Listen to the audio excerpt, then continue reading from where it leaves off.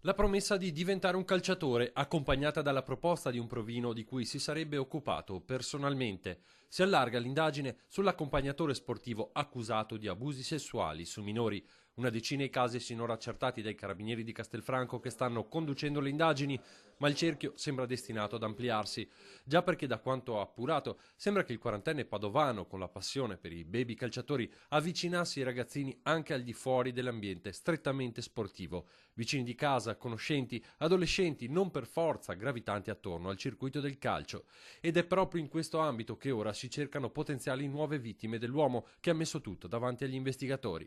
In un caso, per ringraziarsi, un calciatore è arrivato a prestargli 2000 euro, somma che poi non ha più chiesto indietro. Un lavoro delicato quello che spetta ora agli inquirenti. Per molte giovani vittime e per le loro famiglie, inizialmente chiusesi nella vergogna, oltre al momento della denuncia è arrivato quello di affrontare il trauma.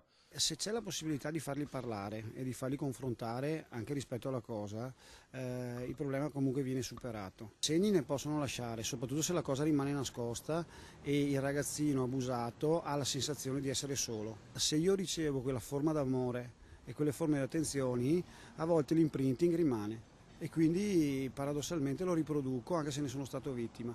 Questa cosa è una cosa un po', diciamo, di solito gestita da uno specialista e si può risolverla tranquillamente.